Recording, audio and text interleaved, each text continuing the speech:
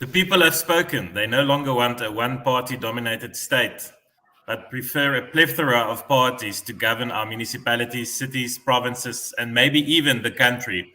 This is not necessarily a new phenomenon. As far back as in the late 1990s, coalitions were formed in KwaZulu-Natal and the Western Cape.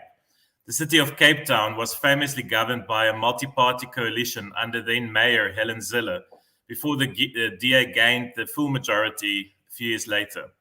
In 2016, we saw a dramatic swing away of voters from the ANC in our cities, some to other parties, while others preferred to stay at home. In a historical political moment, the ANC lost control over the cities of Tshwane and Johannesburg in that year to multi-party governments led by the DA and supported by the EFF and others. But it was a tumultuous ride, and the ANC managed to regain control over some of those cities. Last year, November, we saw a similar trend, and just in the past 12 months, mayors were removed and governments collapsed in Johannesburg, Nelson Mandela Bay, and Ekurhuleni. What does this mean for the future of our country, service delivery, and the citizens of South Africa? My name is Adrian Basson, Editor-in-Chief of News24. Good afternoon and welcome to our latest installment of Frontline, titled Coalitions Conundrum. Today, to help me unpack the topic of coalitions on News24, I am joined by a high-octane panel of politicians who are in the engine rooms when coalitions are discussed and divorced. Today, joining me is General Bantu Holomisa, the leader of the United Democratic Movement and a veteran in coalition attempts and politics, attempts to bring the opposition together, which I will ask him about. We also have at the moment Michael Beaumont, the national chairperson of Action SA, the new kid on the block who's been making their presence felt. Some would argue not always in positive ways, but we will debate that today. Welcome, Michael Beaumont. And also Quinita Hunter, the Assistant Editor for Politics and Opinion at News24. We have also invited the DA and the ANC to join us in this panel today. Solim Simanga, the provincial Gauteng leader of the DA, has confirmed he will join us. He is just making his way to a computer screen. The ANC's Gauteng leader and new premier, Panyaza Lesufi, was supposed to join us. He sent me a message a few minutes ago saying that because of the EFF disrupting parliamentary proceedings again this morning in the NCOP, he's running late. He has to respond to a speech by President Cyril Ramaphosa in the NCOP, which is, of course, an interesting turn of events and a dynamic that we can also unpack today, the role of the EFF and their style of politics in disrupting formal politics and systems in the process. We hope that Panyaza Lesufi from the ANC will still join us in the next hour. I'd like to start by asking General Holomisa first and then Michael Beaumont from Action SA, just to give our viewers on News24 a 2-minute summary of your party's position on coalitions. General Holomisa, thank you for joining us. The floor is yours.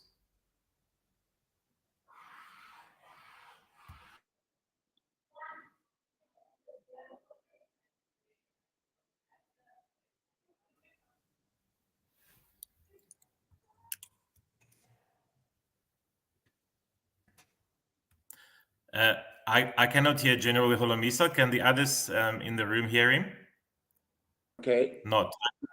You can hear me now. There we go. Thank you, sir. Back to you. If the coalition government is the mandate given by the electorate, the UDM will always be ready to participate in such arrangements. The UDM is of the view that any unregulated coalition government presents in all probability a serious challenge that can, if not managed properly, could collapse the very cause of its existence. We would propose that coalition governments should be regulated because they are a phenomenon that shall live with us for a long time. Fortunately, we have some basics which we observed during a GS period, Government of National Unity. There are some clauses which we can take from that. Given the experience we have undergone, as well as drawing from other experiences across the globe, we can emerge with clearly regulated system of governance in good time. But UDM would like to focus more that we should put citizens first, service delivery. We need to promote good governance, or rather ethics of good governance. And of course, we have to consult and promote accountability in the process. Finally, so for UDM, it must be less about political theory and more about what people need. And the way I see it currently is that we have to educate our population more about this paradigm shift from one-party dominance to an era of coalitions. We need to come up with some civic education to make sure that the people understands what is all about when we talk about coalition. At the same time, the stability in the municipalities where we are talking about the budgets and we are talking about the IDPs, that should also force the National Treasury to monitor this process closely and, if possible, give some guidelines as to how to make sure that the billions of rands which are channeled to local government are spent properly. I think I must pause there. Thank you very much, General Holomisa. Michael Beaumont, Chairperson of Action SA, your party's position, formal position on coalitions. Yeah, thanks, Adrian, and greetings to the panelists. I think let's be clear that coalitions are the future of South Africa. And I often think there is a misplaced debate about whether, that future is ideal or not. But the reality is our electoral system is producing that as a certainty. We're seeing incumbent political parties that have been around a long time getting smaller. And we are not seeing a rise of a singular party that can take over in a majority. And that is why I think coalitions are the likely scenario in many local government environments, certainly in a number of provinces in 2024, and from a lot of what we're seeing potentially even nationally.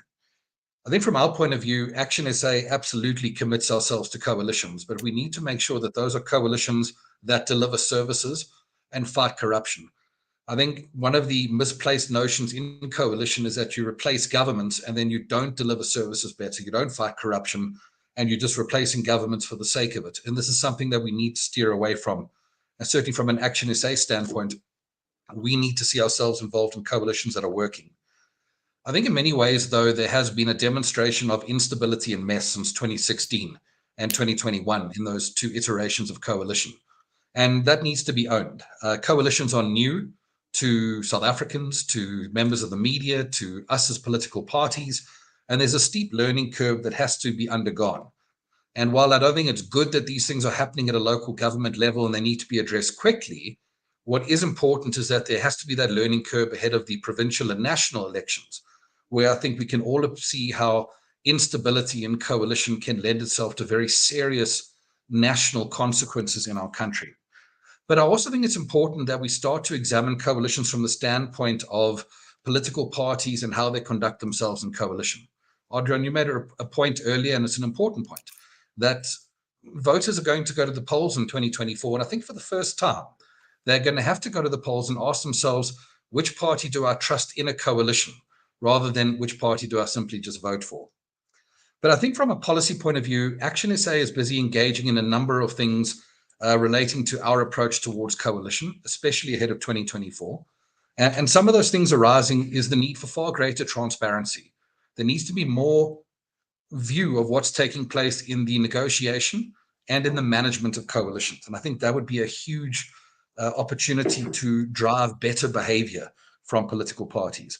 I think there needs to be merit-based appointments. At the moment, we have political parties saying that's my position, that's your position.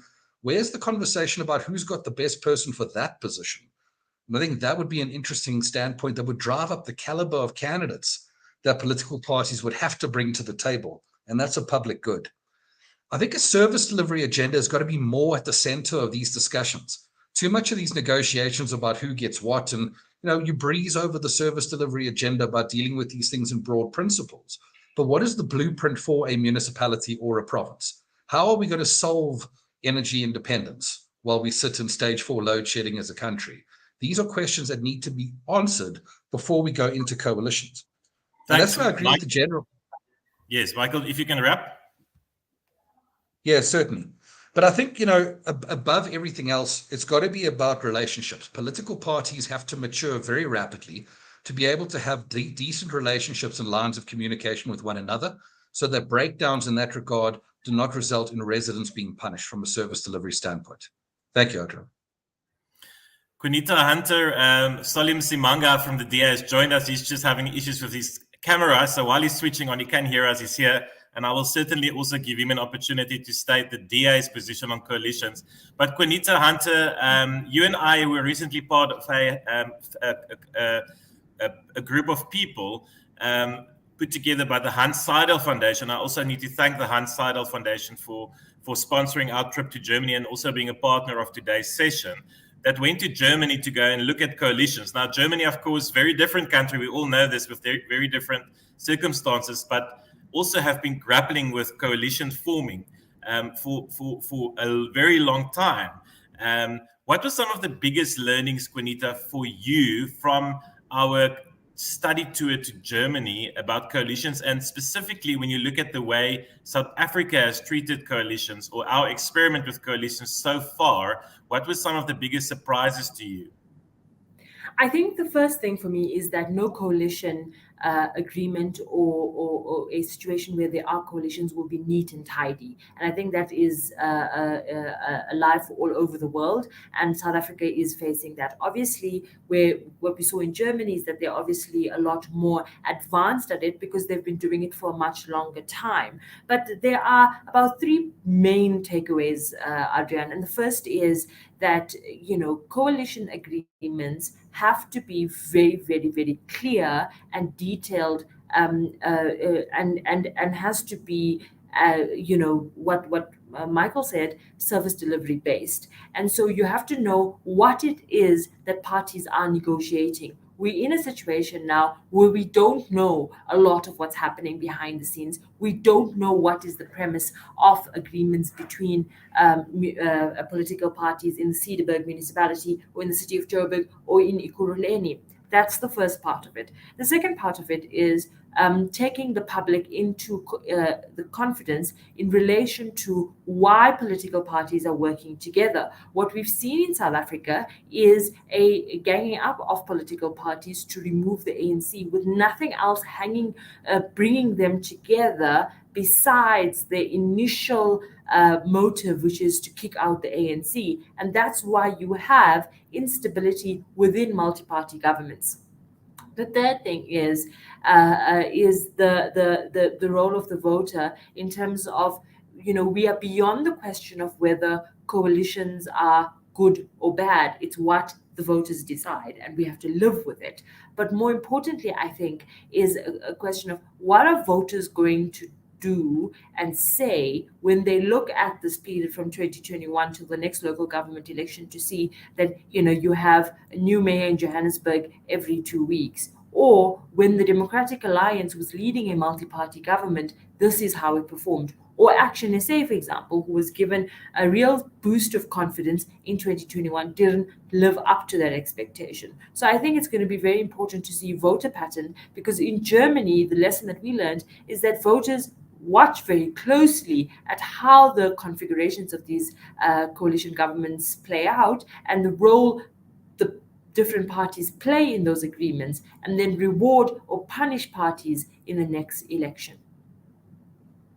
Quinita, what I also found interesting from our study tour was the comment from many of the German politicians and lawmakers we spoke to, that coalition governments are not necessarily better. They don't necessarily deliver better services. And you could almost hear the regret in some of the voices of people who were used to one party governing states or provinces, or the country as a one party state.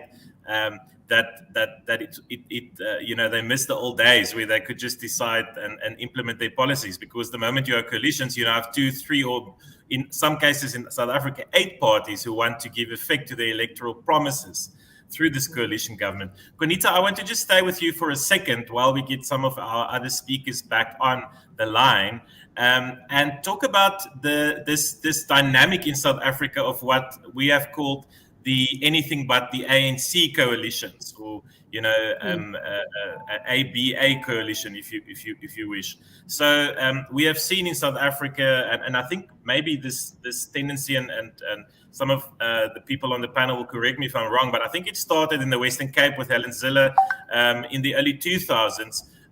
Where you saw Zille bringing together everyone but the ANC to take over power in the city of Cape Town, which she did very successfully, but had very unsavory characters like Buddy Shaban. I think the late Buddy Shaban in her council at the time as a MMC. That obviously spread across the country when we saw other city governments coming together, all excluding the ANC. But there seems to be quite an unstable form of government. If, as you said, only binding factor is not having the ANC, but then during your first council meeting, what do you actually have in common? Do you think this is a feature that will remain in South African domestic politics, even at a provincial and a national level, where opposition parties, I don't want to use the word gang together because maybe they have good reason to do so, but where they club together as opposition to just purely get the ANC out of power? I think that in 2016, that really was what the fascination was, when you had the metros, more metros, Johannesburg, for example, Tshwane, where there was, for the first time, a reality that the ANC could lose these centers of power, and so it was, let's work together to push out the ANC. 2021 provides a different scenario because there's a lot more municipalities that are hung, and there are a lot more localized interests at play. And so what we see then is this effort by opposition parties to say, let's come together to remove the ANC, but also there's internal dynamics within parties, right? So that's the first part, opposition parties themselves. And then there's this intra-party contestation. And then there is something that Helen Zille raises, and I think it's a very important point, is small parties and the role of self-interest in these one-man parties that become power brokers in coalition agreements. And so we have a scenario then where if you are, for example, the ABC, you can literally swing wherever is more comfortable for you to do so, because you don't really have this big constituency to account to. You've got 20,000 votes or whatever it may be. You got a PR seat. You are the tiebreaker. You take the ANC over 51% in eThekwini, for example, and so you can just simply side with whoever. And so it does not become principle-driven politics. And so what happens with this anything but the ANC phenomenon that we have seen is that the agreements are not ironed out in a way that allows for stability and longevity. I think from 2021 till now, it's only a year, you've seen, and I can stick my neck out and say, internal pettiness or within multi-party governments threaten this effort to keep the ANC out, because what you have is actually, let's say, in the DA fighting on a national level, and you see it filtering down on a regional level in Joburg, for example. But then you have a more stable agreement maybe in Tshwane. And I'm not suggesting that intra-party contestation is not going to exist within a 5-year term of a government. But what I want to say is that we have not reached that level of maturation where we say, this is why we're coming together, and this is going to be our course of action. And a lot of that is premised in the fact that there's a lot of secrecy in how agreements are formed. Number two, there isn't a lot of rationality in terms of how appointments are handed out. Thirdly, there is not enough adults in the room, if you like, and it becomes a personality-driven exercise, which results in that kind of instability that you see where you have a mayor this week and you have another mayor that week. Solly Msimanga from the DA, welcome. Gauteng leader, I'm glad you finally joined us. The gremlins are not on our side today. Solly, I want to bring you into the conversation by first asking you to summarize for our viewers in 2 minutes the DA's position on coalitions. Well, thank you very much, Adrian, and apologies. I mean, we have been having, intermittent connectivity here, but luckily that is sorted out. From the DA perspective, I want to say that we understand and we know that, coalitions are the order of the day going into the future. What we now need to distinguish and need to be able to define properly is that, at this present moment, do we have all parties understanding what coalitions are? Or do we have parties who are understanding what coalitions are and other parties who are just there to be kingmakers and to also auction? It's all about positions and auction, themselves to then say, where do I get the most in terms of positions, not in terms of how we're able to then best serve the people that have elected us to serve. And I think this is something that, we'll need to have a conversation. All the parties will need to come around the table and say, is it all about how many positions am I able to get out of a coalition? Or is it about how do we then work together in order to be able to then provide services and the best kind of governance, to the people of South Africa, to the people of Gauteng in this instance, and to the people of different municipalities more in particular. And I think this is where we now need to be having a discussion. But from a DA perspective, Adrian, you would know that the DA has had a history of being in coalitions before. We have led very successful coalitions before, and in certain instances, I think there are lessons that have been learned in terms of what and what not to do, with coalitions. And I think the last year has been also a very big learning curve in terms of, how do you then put coalitions and who can actually be trusted coalition partners. And I think this is something that we all taking from there. But from a DA perspective, I can tell you that there is a very committed sense of wanting to make sure that coalitions work. Because if we're not going to make them work and being a big part of those coalitions, then we are going to be facing serious problems in South Africa going forward. Solly, I want to come back to Johannesburg. While you have the mic, I want you to continue talking about Johannesburg, and then I want to ask Michael to come in from Action SA perspective. So it seems to me like the current fallout in the very specific two examples recently, Johannesburg and Ekurhuleni, Solly Msimanga, started with the DA's blanket refusal to entertain a proposition from your coalition partners that a candidate from the IFP becomes the speaker in Johannesburg. That was around the end of August, beginning of September. If I'm correct, what happened is that you had a coalition agreement signed with the likes of Action SA, which stipulated that the DA got the mayorship, the chief whip, and the speaker position, but that your coalition partners wanted to revisit that and all agreed that a candidate from the IFP, a councillor from the IFP, should be the speaker of Johannesburg. Now, in hindsight, looking what has happened, the absolute mess over the past 3 months that has played out in that metro, court case after court case, motion of no confidence after motion of no confidence. In hindsight, Solly, wasn't that a mistake? Wasn't that a tactical error and a small concession you could have made in your larger battle to keep the ANC out of power? Well, Adrian, let me start off by saying that more information had come out even after that, it was a done deal between the Patriotic Alliance and the ANC in any way. So they were not going to be with us. They were going in any way. So they were just looking for an excuse. So let's get that one over. The other part is that part of the technical task team and part of the CORC agreement was that we needed to relook and revisit at all, the positions. And in fact, it was Mpopala's proposal that, that we're going towards a year of being in these positions. Let us defend our position of the speaker. Let us then use, a period where we're able to then evaluate all, the positions and the people that are holding them and whether they are the best fitted, for those positions. And if there's a need to then reshuffle, then or reappoint, if that may be, we can then do that. So that has been the case. What we said we were not willing to do was that we were not willing to then get into a space where you are, just because somebody's holding a gun to your hand, then you are supposed to then be making changes there and there. We said let's follow a process that doesn't set a very bad precedent.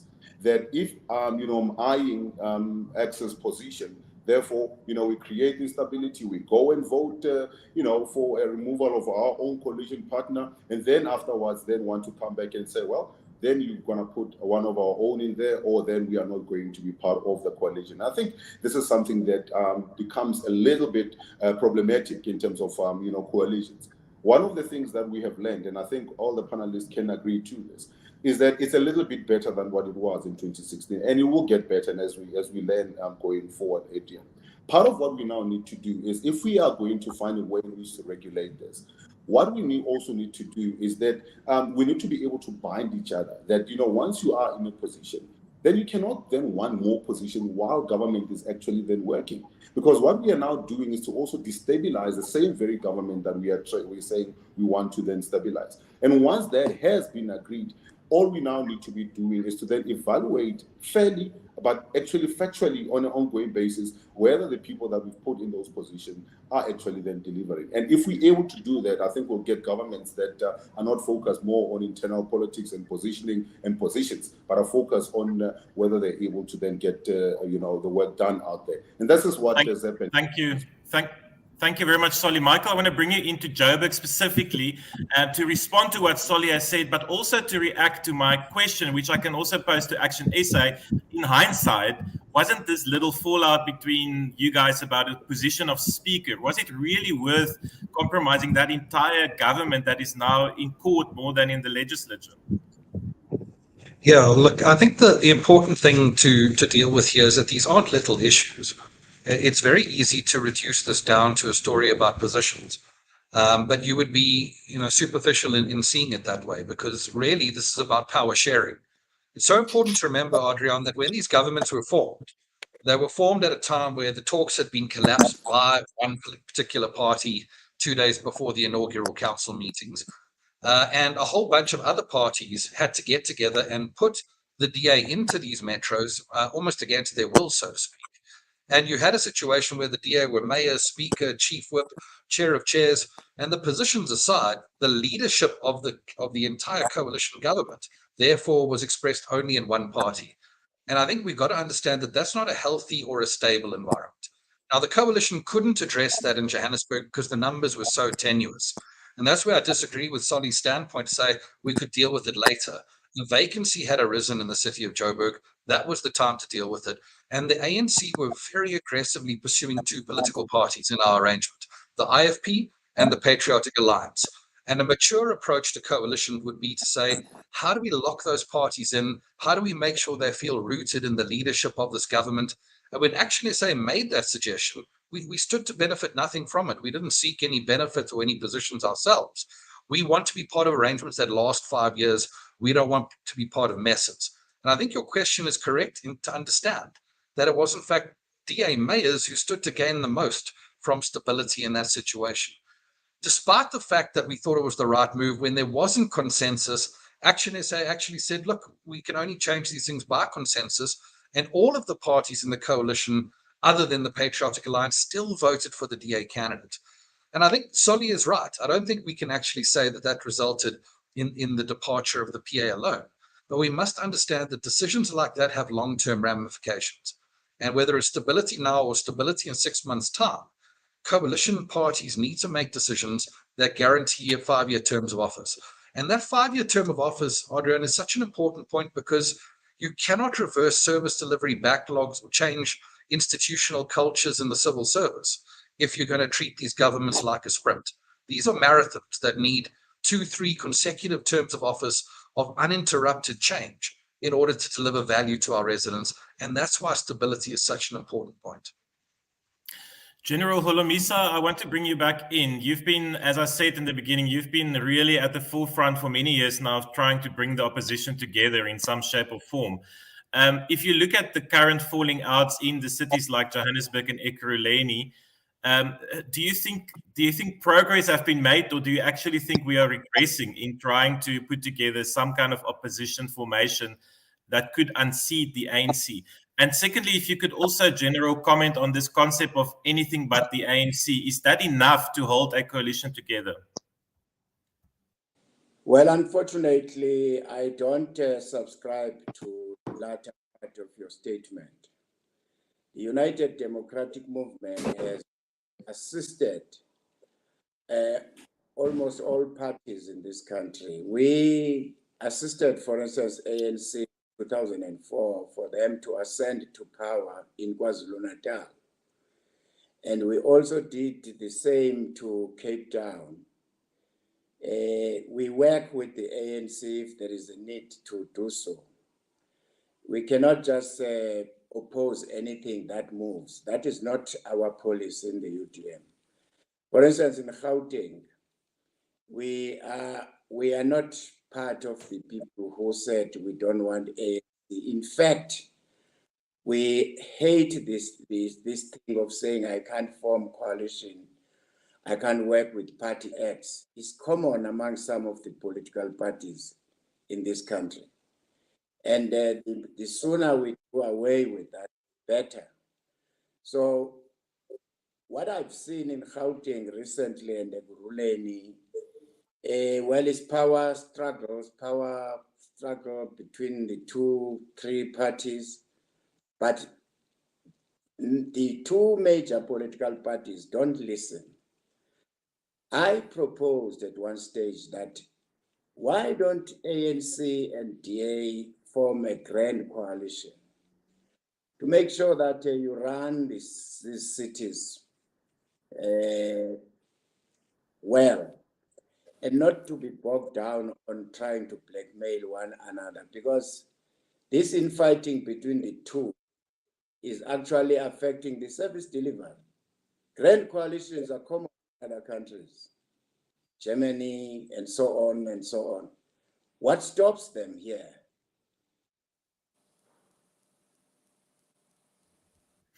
Do you know the answer to that question, General? What stops them? Well, it's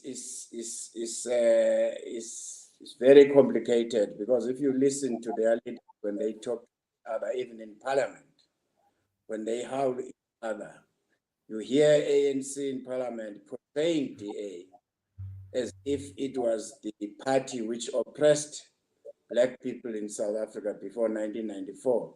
Yet the ANC and National Party are sitting across the table opposing DA, or DA is opposing the two. What's the big deal? Why DA allows the ANC to portray them as oppressors, yet the ANC is sharing the cake with the oppressors, erstwhile oppressors rather. Thank you very much, General Holomisa. Solim Simanga from Gauteng, leader of the DA. Can I just bring you in on Ekurhuleni? I'm sure you were on top of what happened there. So just to remind our viewers that the ANC was invited to this panel. Panyaza Lesufi, the Gauteng Premier and ANC chairperson, accepted, and he let us know a few minutes before the start of the panel that he won't be able to join because of happenings in Parliament where the EFF has allegedly disturbed the parliamentary sitting where he's about to speak. So his slot was delayed. That's why the ANC is not present on this panel. I wish he was here, because Solim Simanga, I wanted to ask Panyaza Lesufi, and maybe you can help us. Obviously, you cannot speak and will not speak on behalf of the ANC ever, but I want to ask you if you can just shine some light on what exactly happened, on how that deal, that seeming deal that the ANC and the EFF had cut, collapsed. on the day, it seems, when voting was taking place, which led back to your colleague Tanya Campbell being back as mayor? Well, it was a very interesting build-up, Adrian. What happened is that there were talks up to midnight before the actual elections took place. What had happened is that the EFF and the ANC were discussing, coalitions around Gauteng municipalities, and the agreement was that they were going to be able to then give, Johannesburg to Dada Mrera under the ANC, but they wanted to make sure that then they get Ekurhuleni, and they didn't want power sharing in Ekurhuleni. That's why they didn't want any positions, in Joburg. So the agreement, the initial agreement or proposal was that they were going to support the ANC in Ekurhuleni, in Johannesburg, give all the positions to the ANC. And the ANC will then reciprocate that in Ekurhuleni by making sure that there's an EFF mayor and EFF MMCs and everything else that then would follow. The local ANC was not in agreement with that, and this is how the whole thing collapsed. I mean, while I was there, there were breaks that were asked left, right, and center, caucuses that were asked for 30 minutes, an hour there, an hour there, and they just couldn't find each other because. The EFF said we stuck to our end of the deal in Johannesburg, and now you don't want to do the same in Ekurhuleni, and this is what has led to the EFF making a nomination of their own chairperson in that particular caucus, and then when the ANC then nominated their own. Then the EFF decided that it's all gloves off, and then they retracted their support for the ANC, and that's what has collapsed the talks in that particular municipality. Solly, but this leaves you and your party, and specifically your colleague Tanya Campbell, in a very precarious situation, right? Because you were basically forced back into power by the EFF, who is not your coalition partner, who doesn't share. Shares very little, I would argue, with the DA. How do you take it from there? How do you run and govern a city from here? And doesn't that give some merit to Action SA's decision to cut itself out of that government because it is so brittle? Well, look, I mean, I can't go out to the voters and say to the voters, we want to be providing a solution. We want to be providing an alternative to what is currently, the ANC-run government, which has run governments to the ground and across. I mean, you look at national, provincial, and all spheres at a local level, they've all been run down. Therefore, I cannot go and campaign and say, I will come and, provide an alternative. And then when the opportunity comes for me to do that, and then walk away and say, well, I'm not going to stand here because, we just don't have the numbers. If we have an opportunity to put a government together, it might be a minority government, but then you put a government together that is able to try and provide a solution. And what I had said to Tanya Campbell, and I'd said to the multi-parties, that we can either concentrate on, the numbers that we have and not provide a solution, or we can use the time, if the ANC and the EFF tend to find each other somewhere down the line, what difference and what legacy would we have left in the time that we had started. So I said to Tanya, we need to hit the ground running. Let's find a way of fixing the finances of the municipality. Let's find a way in fixing, the waste collection as an example. And I can tell you right now, they've already started, dealing with that. There are people that have been found to be involved in corrupt activities. Those people are now being put on special leave as I'm talking to you and actually being taken out. There are people now that are seeing trucks back again in the streets and then going to collect waste. That's what I said to the team. We cannot sit back and say, well, we're not going to be part of it because we happen to be in a minority government. But we are saying that let's go in there and provide a solution and provide an alternative that the people on the ground can feel the difference, whether it's coming from a minority government, whether it's coming from us having a 50+1. But let me go back to the issue of, why is it difficult for us to form a formal coalition with the EFF? One of the cardinal points of the EFF is that they're going to, expropriate and land grab, left, right, and center. As I'm talking to you in Ekurhuleni now, a stadium, a whole sporting field has now been, grabbed. Now shacks are built inside of a what is supposed to be a recreational facility. The EFF actually openly say that this is what they're going to do. In Tshwane, in Olwen, Old Bosch, they've actually now gone flat out, even open up offices, in these areas that they are grabbing land. Now, how do you then say, government at the same time allow certain things like this to happen? This is not only unconstitutional, but it also puts strain on resources that are already strained within the finances of municipalities that we're currently sitting with. And that's the problem. Kunita, I want to bring you in. Can you just tell us a bit more about what you know and have heard about this dynamic between the ANC and the EFF? So if memory serves me well, Julius Malema, after last year's municipal elections, went to the ANC with a list of quite hefty demands on what the EFF would want in return for their support to return the ANC to power in the big metros. And according to my information at the time, the ANC just sent them away, tail between the legs, and said, we're not even willing to entertain these demands, which ranged from expropriation without compensation to doing away with the Afrikaans part of the national anthem. What is your understanding of the current power dynamics and talks between the EFF and the ANC at different levels of leadership?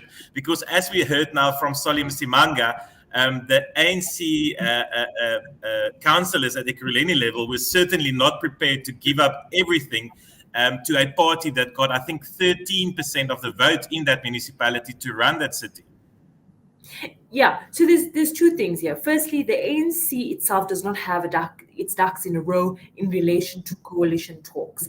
And so what happens is you have these broad national leadership conversations. Now we've just been told that the person who's sort of handling or keeping an eye on coalitions is Fikile Mbalula. Usually you would have a strong Secretary General of the ANC managing things, because remember, it's not just Joburg, it's not just Ekurhuleni, there's also Northern KZN, there's the Southern Cape and the Western Cape. There's so many different, there's almost 70 municipality coalition agreements or hung municipalities where there needs to be this management of different agreements as it pertains to very specific things. Obviously, with the metros taking a focus compared to maybe other municipalities. So that's the first part of it. The second part of it is the EFF comes into negotiations a little bit differently to other small opposition political parties, in that it does not want positions. And that's something the EFF leader Julius Malema has really, sort of really drummed, onto their councillors, is that we want all or we'll take nothing. And all means what they wanted in Ekurhuleni to say, okay, now we're ready to strike. We want the full control of the municipality in lieu of support in Johannesburg, for example, or we'll do what we did previously, is we'll support on an ad hoc basis, which changes the dynamic of coalition formations, because you are propelled into power by a party who has nothing binding to you, and they can do as they please on every single issue, as what Tanya Campbell is going to face now going forward in the Ekurhuleni Council. Now, the EFF and the ANC are not by any means, so far apart that they could never work together, right? The point is, the list of demands, obviously all parties come into a coalition agreements with these grand demands, and there's an effort to whittle it down. Now, in the past, there was no incentive for EFF, for example, to work with the ANC, because they had a common enemy with other opposition parties, which is, kind of dealing with the Zuma-esque ANC. It became a little bit more complicated when you had when they've already had 5 years of kind of allowing the DA to govern in Johannesburg and other councils, where they now say, okay, we want a piece of this pie, and how we want the piece of this pie is we want all or nothing. And so what the EFF then does is starts to use personalities to start bringing the two parties closer together, right? And so what you have, for example, in KwaZulu-Natal, where there's a common enemy in the IFP, for example, or not common enemy, but there's a case to work together there. The ANC would be more willing to dish out positions to the EFF. So then you see the leaders of the ANC, the newly elected leaders of the ANC, meeting with the leadership of the EFF. There's also a personality dynamic that you have to consider in coalition talks, where when parties are more amenable to each other, party leaders are more amenable to each other, there's a lot more that's possible. And so you see the fraction the tension rather between Action SA leadership and for example the Democratic Alliance leadership on a national level spill over because of the history of those individuals, Helen Zille and Herman Mashaba, for example, and the consequence thereof in terms of how things are resolved in Johannesburg. So people matter. And so now you have an EFF, Julius Malema, saying to me in an interview that I'd much rather work with the Paul Mashatile-led ANC than a Cyril Ramaphosa ANC. That kind of gives an indication that personalities do drive how coalitions play out and how and what parties end up delivering on or not. And so when it comes to this EFF ANC thing, there's sort of, Malema's peers, and I wish Panyaza Lesufri was in this conversation, because Panyaza is Julius Malema's and Floyd Shivambu's peer. And so there would be a different agreement there. But then you take the conversation lower down, more localized level to the Ikuruleni leadership, and then you see a different dynamic at play. An intra-party contestation with Mzwandile Masina, the chairperson of the ANC, the former mayor, kind of trying to bring a motion against Tanya when they've not formalized their agreement with the EFF just yet. And so you have that helter-skelter again, to make the point that there needs to be a very localized reflections and negotiations of how coalitions work, and then it must go from bottom up, not from top down. And I think when we saw it happening in the DA, in the ANC, from top down, it didn't work out. Michael Bowman, I want to bring you back in from Action SA. A very interesting thing happened recently in your party, which I want you to tell us from the horse's mouth, so to speak. So you and colleague Bongani Baloyi, it seems, wanted to speak to the ANC. Okay, I don't know what to call those talks. You can tell us what kind of, what did you couch it as, but you wanted to open that channel to speak to the ANC about possibilities of co-governance or coalition forming. That was seemingly shut down by your leader, Herman Mashaba, and that you guys had to go at the end back to your supporters, and you had to run these polls with Action SA supporters and ask them, do they want you to speak to the ANC or not? And the answer was overwhelmingly no, please don't. Tell us a bit about what happened here and what you think this means for Action SA's future, when we heard General Holomisa earlier also say it's not really wise to close the door on anyone in this world of coalitions. Sure. I think the important thing to start with is that a lot of the characterization of those events is just quite patently off the mark by way of facts. I think the reality is we have to understand that took place at a time in which coalition governments were falling apart, in which there were fundamental disagreements within the coalitions in which Action SA was a part, in terms of how we were trying to build strong and stable coalition governments that can sustain over 5 years. At that time, it was an Action SA decision, not a decision of any individuals, that we need to engage all political parties so that we can conceive of our role in these different municipalities. And to give you an example, at that time, the ANC was in government in the city of Johannesburg. So actually, if Action SA were to say, right, how do we understand our role in the opposition? And how can we be constructive in the opposition, where we can be tough on government, hunt down corruption, but also support things that are meritorious? Why would you not talk to political parties? And this is where I agree with the general, in as much as saying we've got to be able to talk. Being in coalition with a particular political party is an altogether different matter. But if you can't talk, then we're going to have a very broken system.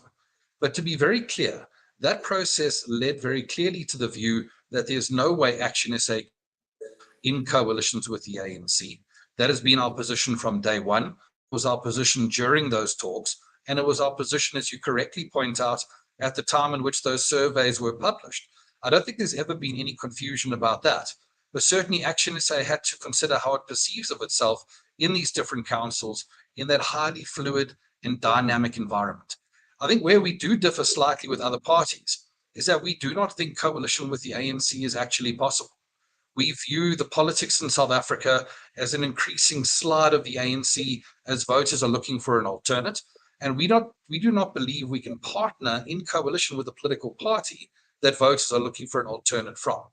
I think we need to look very broadly outside of that framework to see how we can build strong coalitions that can provide that alternative. And I think that's the position of Action SA, which I would advance we've been quite consistent on from day one. Michael, I will, however, challenge you to say if you're not willing to work with the ANC, and it seems like you're also falling out of love with the DA, that leaves you with very little options left if you want to form any kind of government in any structure of government. What's your response to that? Well, I guess the challenge that Action SA has is not different to that of the South African voter, in that you're looking at the larger political parties in the environment. Even if they are getting smaller, the options are not particularly great from a voter perspective, and certainly from a party looking to go into coalitions. But I think we must differentiate for a moment, Adrian, from what we feel as political parties and place that second to what voters are looking for.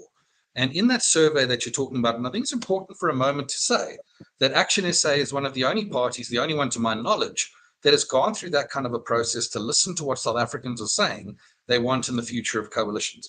And they want us to build coalitions that provide an alternate to the ANC. And therefore, political parties like Action SA and the DA need to sit down and work out our differences to the benefit of stable coalition government. And I think that's something that Action SA has certainly committed ourselves to. And I think the Democratic Alliance as well. Solium Simanga, are you working out are you guys in relationships, couples therapy? How's things going? Adrian, let me just say that Michael will know that the DA does polling more than any other party in South Africa. And our polling have always been accurate, actually even more accurate than other polling companies that have been doing work. And therefore, we are talking to people on an ongoing basis to find out, what other people are saying. And in fact, when the last survey that we did and then the last polling that we did, the majority of the people were saying you can actually engage with the ANC, but there should be conditions, in terms of good governance, in terms of cleaning out corruption, in terms of making sure that we end the issue of cadre deployment, amongst other issues. So they're very strict. It's not a blank check that you give it. It's to then say, where do you put the perimeters if you are to then start engaging? And therefore, you then want to then say, look, I will talk to anybody that will ultimately ensure that we're able to, A, have stable governments in place, B, ensure that, we have then also clean, corrupt-free, well-oiled machinery in government that, as somebody had said earlier on, people are appointed on merit and not because they are cadres or card-carrying members of a particular organization, especially in critical positions. And I think this is something that, we still need to be dealing with, and we need to ensure that going forward, as we think and rethink about how do we put coalitions together, that should be at the center of everything that we're going to do. Because if it's, going to be just the issue of whether, it's keeping a particular organization out, we need to then say, what are the reasons? Not just because an organization exists, but what are the reasons that exist? And I've said to you, what were the reasons that we couldn't actually then engage with the EFF, on a formal basis and trying to find a coalition? Because there are certain things that, an example is, when a leader says we want to kill a particular race, while you know that particular race represent a certain big portion of your own electorate. I mean, how do we then formalize that and then find peace with that? That becomes also an example that, once you then go into these talks, these are some of the things that you need to then iron out. With the ANC, if you want to then start having conversations with the ANC, as our, the polls are telling us and the voters are saying to us, they are saying to us, well, these are things that you need to be putting in place. There need to be checks and balances in terms of how you appointments are done. How do we then ensure that the SOEs, as an example, are to function? How do we then ensure that there is clear, guidelines in terms of, the program of government going Solly? forward. You can agree Solly? to that, then we can talk. Solly, sorry for stopping you. We're running out of time. I just want to confirm what you've just told us. You said that your voters are willing for you to open discussions with the ANC. Are you also saying that you are going to do that? Are you ready to start negotiating with the ANC on possible coalitions going into the 2024, specifically in your case, provincial Gauteng election? Well, what you asked me is that have we listened? Have we listened to what the voters? And I'm saying there is a big portion of electorate that is saying you can actually then consider that, but there is very, very clear, conditions. Conditions. Sure, but are you? So, what are you doing in response to that? Your voters telling you that? Well, this is just something that happened quite recently, Edwin, to be quite honest with you. It still needs to be taken to the Federal Council, and from there, possibly even to Congress, to then say, what is the party saying internally, given what the party is saying internally. And then you can then start drafting, and call it an engagement document. If, the party then decide that this is where you're going to go. You don't just say, because we are in trouble in one municipality, therefore you're then just going to jump into this. You need to be able to then, as General had said earlier on, be able to put a document that guides what we are doing, and to be able to then say to everybody down the line, this is what we are willing to put on the table, and it's in written form. It's not how I wake up feeling today, but it's in written form, and it's something that I can go even to my own voter base and say, this is something that you were talking about. I've listened to you. I'm coming to the table.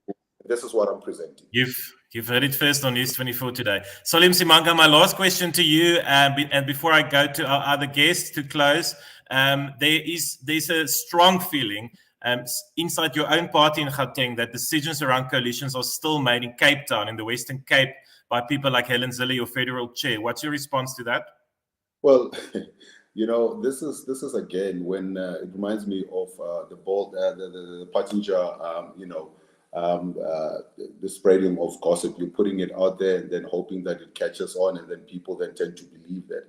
Helen Zille doesn't make decisions on behalf of the party unless if commissioned by the federal executive, which I do form part of, by the way, including all other 8 provincial leaders and all leaders of ancillary bodies, and including the leader of the party, who himself as well from time to time does consult with the party in terms of the decision that needs to be taken. And you've heard me earlier on, Adrian, saying to you that even the decision whether to even consider going into talks with the ANC, something that the party at a national level or even at a federal level will need to then engage on.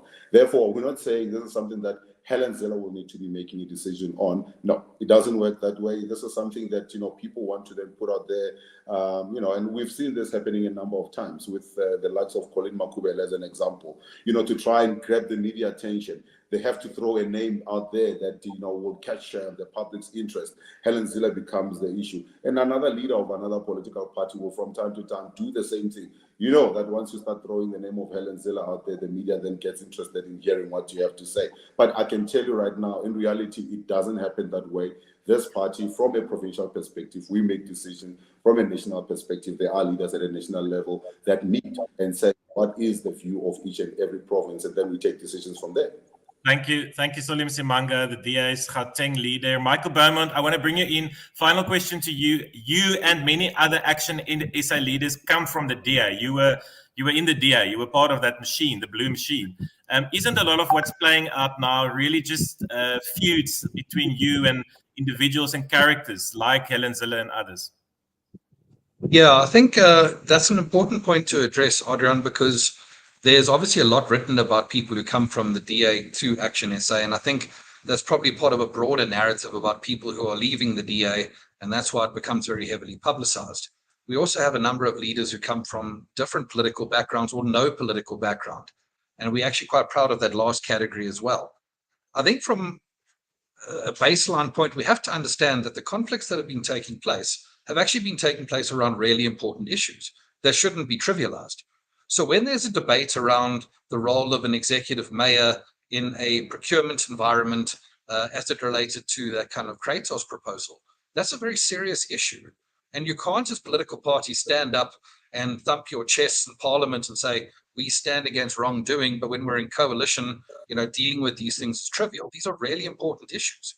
The same goes for Ekurhuleni. There was important service delivery failures taking place in that municipality, as well as huge instability because of what we perceive to be a lack of imagination for how you build majority decision makings in council. Those are the issues around which Action SA has taken exception in these coalition arrangements, and we would advance those are actually really important issues. I think, to be entirely fair and open, the problem comes in resolving those problems. And that's perhaps where some of these relationship issues require a great deal of work, because you have to be able to engage to solve these problems before they get out of control. And I think there have been a couple of instances where that hasn't been the case. And that's the thing that the parties need to work to resolve quite urgently. But Adrian, if I may just take a liberty with you for 1 minute, I think it's really important that political parties need to be open and honest around what they will do with a vote in 2024 and what they won't do. Because it's okay for a political party to say they will work with A or not with B, but the biggest problem we have at the moment in coalitions are political parties that campaign on the basis of A and now are talking or mooting the idea of going into coalition with B. And quite frankly, I think the idea of saying we're going to coalesce with a political party that has created the problems that we are campaigning against is a huge contradiction. And I think the South African voters need to be very careful about what could be serious deception in the run-up to the 2024 poll. Thank you very much, Michael Bowman. General Holomisa, you have to bring these people together. You're the great peacemaker. We've heard from Juanita now that Fikile Mbalula is going to head up coalitions from the ANC's point of view. Are you planning on bringing him and the ANC into your talks in getting these coalitions stable?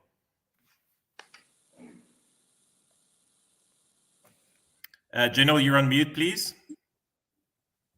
I'm happy that the ANC is now taking the issue of coalition seriously. Because at one stage after 2016 election, there was a document which was circulated to their structures that now that they've lost their metros, they must try and destabilize those municipalities, those coalition governments. But I'm happy now that they have changed their positions. But on the issue of coalition moving forward, I think we must promote this intra-political cooperation. But more importantly is to, especially on local government issues, related matters, apply a principle of non-partisan. Of course, big word is discipline, right through whether it's local or at national level coalition. If we are not a disciplined lot, we will be a laughing stock on this issue. But unfortunately, if we are not addressing the issue of the public service, that is the civil servants, they must be on board, and we must make sure that they understand what is going on. Because the civil service we have, or civil servants we have, were as a result of deployments by one political party. But if we are serious, we must make sure that we professionalize that area, so that whether the mayor is gone or not, the services continue rather.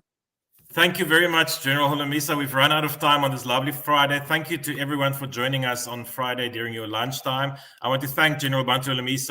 I want to thank Michael Bowman, Solim Simanga, and my colleague Kunita Hunter for joining us on this latest episode of News 24 Frontline. I want to thank the Hans Seidel Foundation for being our partner in talking about coalitions on the next few years. Keep tuned into News 24. We'll be covering coalitions in much more depth over the next few weeks, months, and years, and we will certainly come back and continue these very important discussions on the road to 2024 and beyond. Thank you very much, and goodbye.